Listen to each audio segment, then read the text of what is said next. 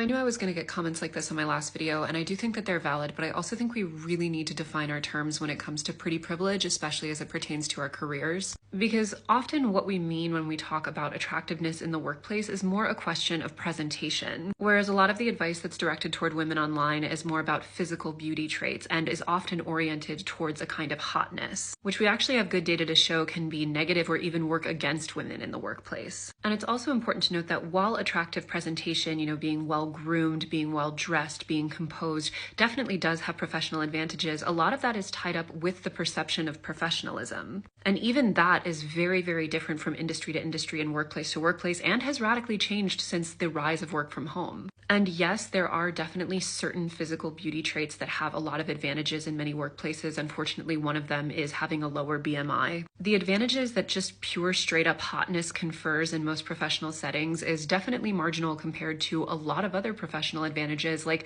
your personal networks, like your education, like your work experience, and your communication skills, for example. So while there definitely can be some overlap, I still think it's very misguided to have women orient themselves very heavily towards maximizing attractiveness as a priority. And again, especially doing that instead of their own financial literacy and independence, because no matter how much you optimize your attractiveness, you're still going to age.